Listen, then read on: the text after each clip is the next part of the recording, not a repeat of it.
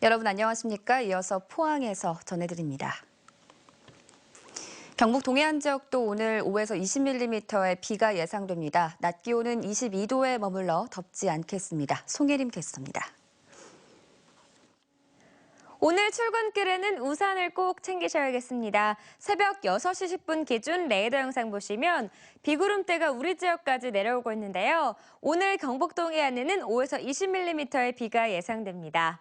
아침에 시작된 비는 늦은 오후가 되면 대부분 그치겠고요. 여기에 바람까지 강하게 불겠습니다. 시설물 관리에 유의하시기 바랍니다. 오늘 낮 동안에는 큰 더위로 인한 걱정은 없겠습니다. 평년보다도 낮겠는데요. 어제 29도까지 올랐던 경주가 오늘은 22도에 머무는 등 크게 떨어지겠습니다.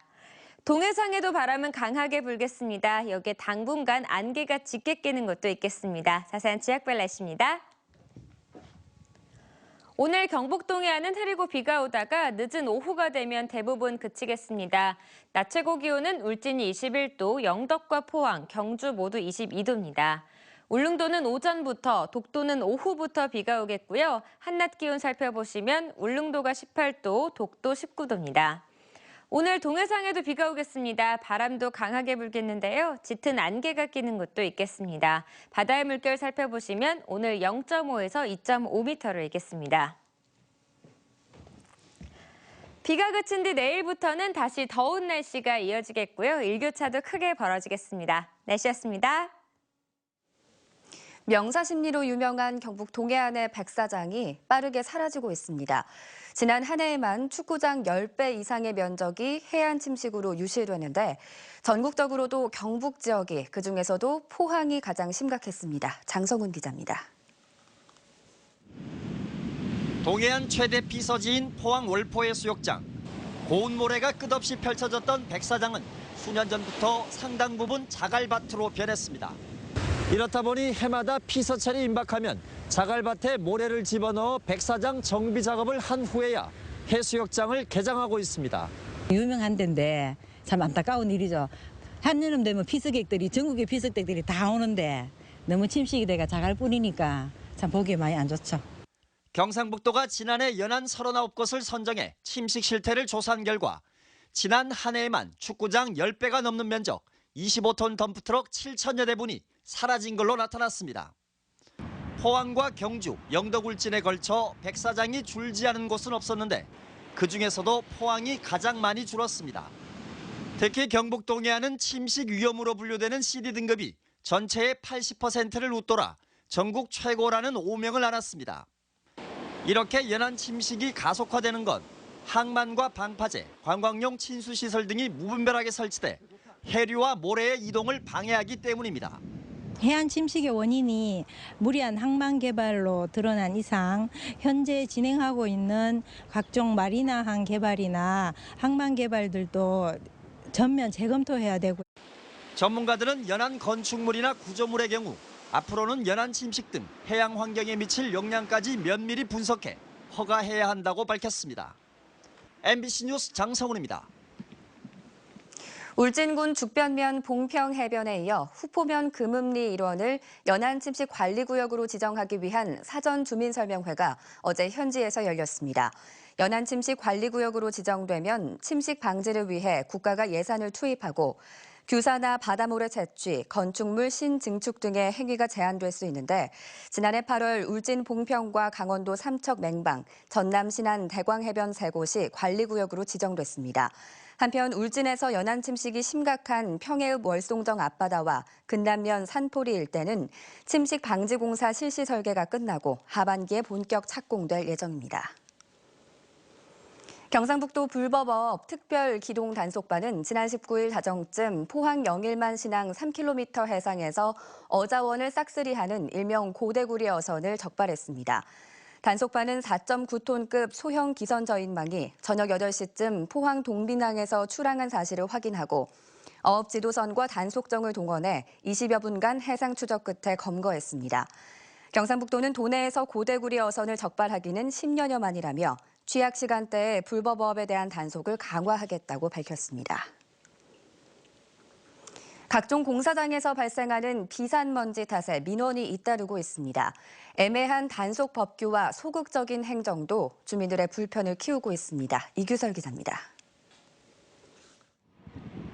포항의 한 아파트 건설 현장입니다. 산 하나를 통째로 드러내고 건물을 짓기 위해 굴삭기와 덤프트럭이 쉴 새 없이 움직입니다.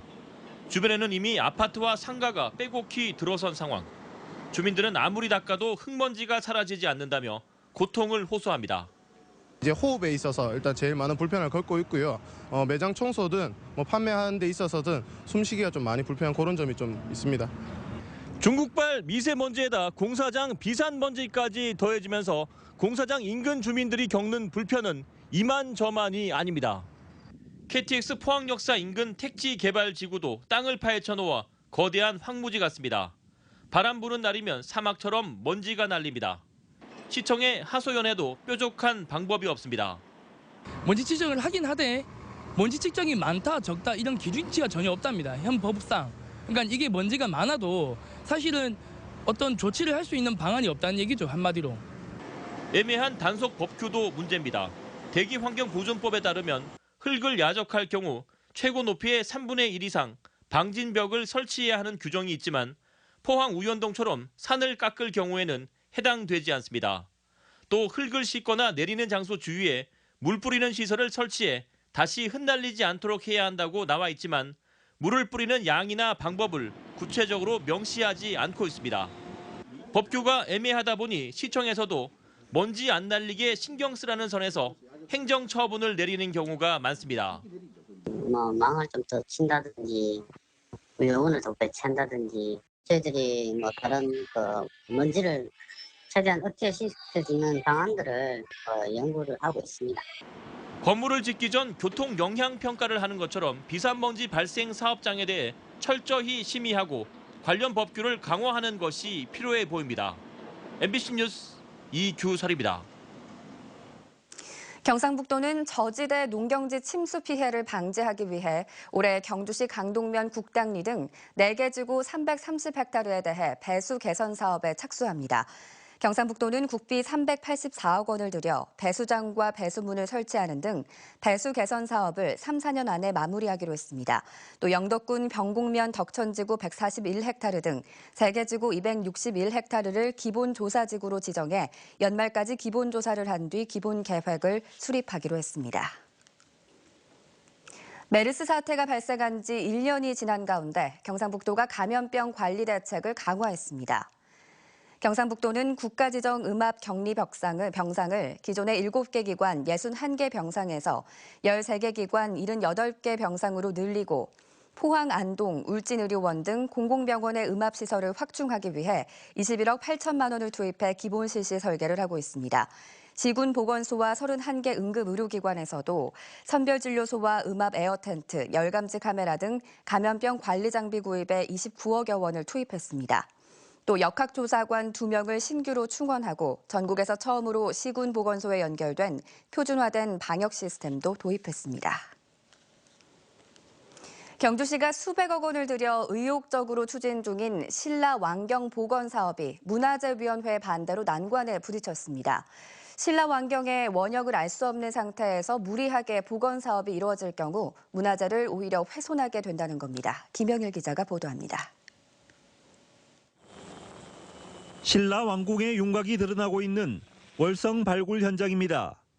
지난해 대통령이 다녀가며 힘을 실어줬고 올해도 8대 신라왕경 복원 사업에 647억 원이 투입돼 속도를 내고 있습니다. 특히 발굴 조사에 그치지 않고 월성 성벽과 물루, 해자 등 복원 사업에도 중점을 두고 있습니다. 월성 왕궁 안에 있는 문루를 문이 한 3개 정도 먼저 우선적으로 발굴해서 그게 착공을 해서 문부터 일단 준공을 할 계획으로 있는. 하지만 이 같은 신라시대 건축물 복원 사업에 대해 제동이 걸렸습니다. 문화재위원회 합동분과위원회는 지난 11일 신라왕경 핵심 유적 복원정비 기본 계획안에 미비점이 많다며 서류 접수 자체를 거부했습니다. 문화재위원들은 신라왕경의 원형을 제대로 알지도 못하는 상태에서 무리하게 건축물 복원 사업이 진행되고 있고 잘못될 경우 세계문화유산에서 삭제될 수도 있다고 경고했습니다.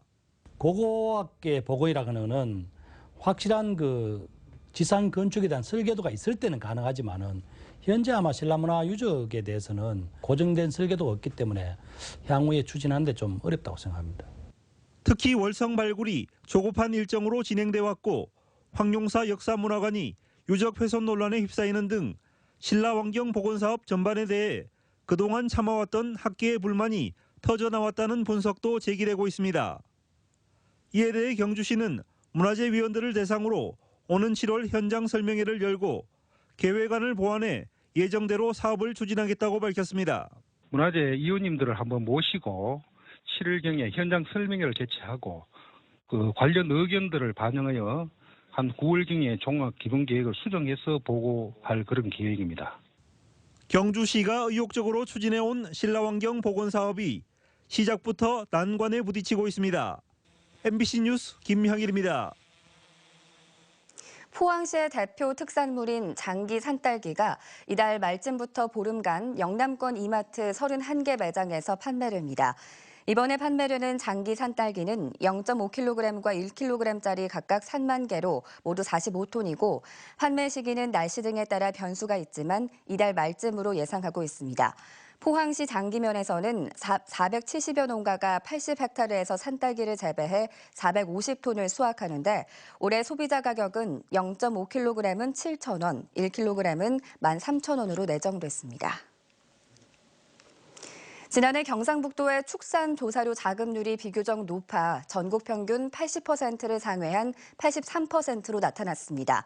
경북 지역은 지난 2008년 조사료 자급률이 72%에 그쳤지만 조사료 전문단지 7곳, 1,900헥타르를 조성하고 유통 활성화를 위해 가공과 유통시설 5곳을 설치한 결과 자급률이 높아졌습니다. 경상북도는 조사료의 품질 검사와 등급제를 통해 보조금을 차등 지급하는 등 품질 고급화를 유도한다는 계획입니다. 대구의 한 아파트 주민들이 하자를 해결해달라며 한국주택토지공사 LH를 상대로 소송을 제기했습니다. LH는 1심에서 패소하자 이번엔 배상 금액으로 항소를 제기해 주민들의 반발을 사고 있습니다. 보도에 양관희 기자입니다. 대구 달성군에 있는 LH가 지은 762세대 아파트 지하주차장. 천장에서 물이 새면서 장마철이 아닌데도 습기가 가득합니다. 콘크리트에서 새어나오는 물 때문에 천장 곳곳에는 종유석 마냥 긴 덩어리가 생겼습니다. 차량 부식이나 변색이 우려돼 주차장은 텅 비었고 어쩔 수 없이 주차를 해야 하는 차에는 비닐막을 씌워놨습니다. 2001년 공공임대 때부터 이런 하자가 발생했지만 LH는 물바지관만 천장에 어지러이 설치했을 뿐입니다. 이 주장 이런 집에 못 살겠다 해서 이사간 주민들이 부지기수입니다. 그런데도 주택공사에서는 지금도 변명으로 일관을 하고 있습니다. 2006년 분양 전환 뒤에도 주민들은 하자 보수 민원을 넣었지만 LH 측이 들어주지 않자 2010년 소송을 제기했습니다. LH는 분양 전환된 임대 아파트에는 하자 담보 책임을 지지 않는다고 주장했지만 2013년 1심에서 법원은 하자 보수 비용 14억여 원을 주민들에게 손해배상하라고 판결했습니다. 그러나 LH는 이번엔 지하주차장 누수를 하자로 인정하지 않는다며 항소를 했습니다. 저희가 이제 금액에 대해서 판단이 조금 이제 저희는 이제 이견이 있어서 한번 재심을 2심을 통해서 판단을 받아보는 걸로. 지난해 국정감사에서 LH가 최근 5년 동안 공급한 아파트 32만 세대 가운데 하자 발생이 6만 9천 건인 것으로 나타났습니다.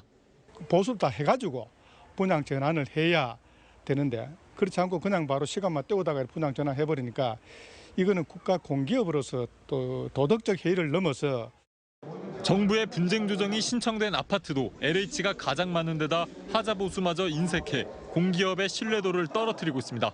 MBC 뉴스 양관입니다. 농림축산식품부는 살충제인 메소밀 등 사용 금지된 고독성 농약에 대한 일제 수거 기간을 올해 말까지로 연장하기로 했습니다. 이에 따라 개봉하지 않은 고독성 농약을 지역 농협에 반납하면 판매가의 2배 수준으로 보상하고 사용하다 남은 농약은 지역별 폐기물 담당 부서를 통해 처리할 계획입니다. 사용이 금지된 고독성 농약을 쓰면 100만 원 이하의 과태료가 부과되고 판매한 경우에는 3년 이하의 징역이나 3천만 원 이하의 벌금형을 받게 됩니다. 해양수산부는 다음 달부터 강과 저수지 등 내수면 불법어업 행위를 집중 단속한다고 밝혔습니다. 이에 따라 무면허 어업을 비롯해 포획 금지 기간 위반과 불법 어구 사용, 양식장의 무허가 의약품 사용 등을 중점적으로 단속합니다. 강과 저수지에서 불법 어업으로 적발된 사례는 지난 2010년 17건에서 2015년 55건으로 최근 들어 크게 늘어나고 있습니다. 안동시는 지난해 12월 기란천 취수공사가 수질과 수량에 영향을 미친다는 시민 여론이 들끓자 공사 중지 명령을 내렸는데요. 용역을 다시 실시해 문제점이 없으면 공사를 재개하기로 했지만 이번엔 용역 발주 방법을 둘러싸고 논란이 이어지고 있습니다. 조동진 기자의 보도입니다. 기란천 취수공사에 대한 반대의 여론이 거세지자 안동시는 자체 점검을 통해 기란천 취수공사의 문제점이 없다고 판단되면 그때 가서 공사 재개 여부를 판단하겠다며 지난해 연말 공사 중지 명령을 내렸습니다. 기란천의 수량이라든지 수질에 영향이 있는지 없는지 한번 점검할 필요가 있다고 봅니다. 그래서 그 결과를 보고 공사 여부를 다시 판단하도록 하겠습니다. 안동시는 시민단체의 추천을 받아 용역에 나서겠다며 올해 용역비 6,200만 원을 확보했지만 아직까지 용역기관을 결정하지 못하고 있습니다. 시민단체는 용역기관으로 환경대학을 추천했고 환경대학은 대한하천학회 회원을 연구인력으로 영입하려 하자 안동시가 난색을 보이고 있습니다. 지난 5년간 안동시에서 연구 용역에 관한 사례에서 보듯이 외부 연구원들이 같이 참여하는 사례는 얼마든지 볼 수 있습니다. 그래서 아마 이 건도 외부 연구원들이 같이 참여해서 안동시는 수의계약은 국가기관만 할 수 있어 환경대학이 외부 인력을 영입하는 것은 규정에 어긋난다는 것입니다. 회계 관련 법규와 맞지 않는 부분이 있어서 관련 부서와 협의하고 그 절충점을 찾아서 곧바로 시행해서 금년 내로 마칠 계획입니다. 청정한 수자원을 보호하고 시민을 위한 일인 만큼 공정하고 신뢰성 있는 용역 결과를 기대해 봅니다. MBC 뉴스 조동진입니다. 포항시의회 예산결산특별위원회가 상임위원회 예비심사를 거친 제1회 추가경정 예산안에 대해 본격 심사에 들어갔습니다. 11명의 예결특위위원들은 당초 예산보다 1,157억 원이 증가한 추경안에 대해 오늘까지 심사를 마치기로 하고 특히 전시성, 소모성 예산은 반드시 삭감해 일자리 창출 등 생산적인 분야로 돌리기로 했습니다. 이번 추경 예산안은 오는 27일 본회의에서 의결됩니다.